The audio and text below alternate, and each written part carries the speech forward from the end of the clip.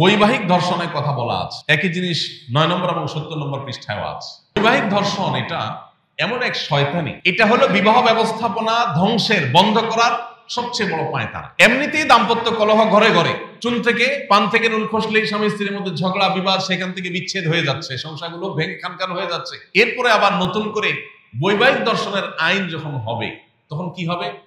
স্বামীর সাথে স্ত্রী, স্ত্রীর সাথে স্বামীর যদি বনিবনা না হয়, একটু কথা কাটাকাটি হয়েছে, স্বামীর বিরুদ্ধে স্ত্রী যে মামলা ঠুকে দেবে যে আমার ইচ্ছার বিরুদ্ধে আমার সাথে শারীরিক সম্পর্ক করেছে। ইচ্ছার বিরুদ্ধে করেছে না ইচ্ছায় করেছে, এটা প্রমাণ করার কোন সিস্টেম, কোন উপায় থাকতে পারে?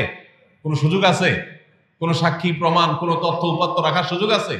তাহলে কেন এটা চাচ্ছে? এটা চাচ্ছে হলো ঘরে ঘরে প্রত্যেকটা ফ্যামিলিতে যুদ্ধ বাঁধাবার জন্য, প্রত্যেকটা সংসারে অশান্তি সৃষ্টি করবার জন্য। ইসলাম জুলুম করতে নিষেধ করেছে সবার জন্য। কোন স্বামীর এই অধিকার নাই স্ত্রী অসুস্থ, স্ত্রী অপারক, জুলুম করে তার সাথে শারীরিক সম্পর্ক করার অধিকার কোন স্বামীকে ইসলাম দেয় নাই। কিন্তু একই সাথে স্বামীর চরিত্র রক্ষার্থে, সমাজ সুস্থ সুন্দর স্বাভাবিক যেন থাকে, সেই প্রয়োজনে একজন স্ত্রী তার স্বামীর প্রয়োজন পূরণের সদা প্রস্তুত থাকার নির্দেশ ইসলাম করেছে। অর্থাৎ প্রত্যেককে যার যার নির্দেশ ইসলাম করেছে। এখানে স্বামী স্ত্রী পরস্পরের মধ্যে স্বামী স্ত্রী সুলভ জোড়াজুড়ি, এটা সকল সমাজে, সকল সংসারের সকল মানুষের কাছে স্বীকৃত। কখনো কখনো স্বামী স্ত্রীর মধ্যে শারীরিক সম্পর্ক যেরকম মৃদু জোড়াজুড়ি গ্রহণযোগ্য পর্যায় পর্যন্ত চলে, অগ্রহণযোগ্য পর্যায়ে জোরম পর্যায়ে গেলে চলে না, ঠিক তেমনি ভাবে স্বামী স্ত্রীর মধ্যে টাকা পয়সা নিয়ে, মার্কেটিং নিয়ে, খাওয়া দাওয়া নিয়ে, শপিং নিয়ে, বিভিন্ন আপনার রেস্টুরেন্টে যাওয়া নিয়ে, কোথাও ঘুরতে যাওয়া নিয়েও মৃদু জোড়াজুড়ি হয়। এখন কোন স্ত্রী যদি তার স্বামীর পকেট থেকে টাকা নেয়, অনেক সময় টানাটানি হয়, হাতাহাতি হয়, মৃদু জোড়াজুড়ি হয়, এগুলো স্বামী স্ত্রী সুলভ, বন্ধু সুলভ জোড়াজুড়ি।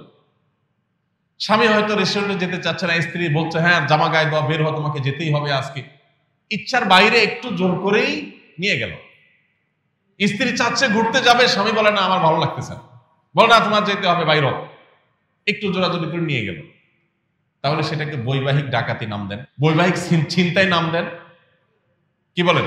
ঘরে ঘরে প্রত্যেকটা পরিবারে অশান্তি সৃষ্টি করার জন্য এই যে শয়তানের নীল নকশা এদেশে সুপারিশ হিসাবে পেশ করা হয়েছে, এটার প্রত্যেকটা পয়েন্ট, প্রতিটা লাইন পৃষ্ঠা আপনি পড়লে দেখবেন পুরাটা হলে আমাদের সমাজকে ধ্বংস করার একটা মহা আয়োজন। প্রিয় ভাইরা আমার, আস সুন্নাহ ফাউন্ডেশন, উম্মার স্বার্থে সুন্নাহর সাথে।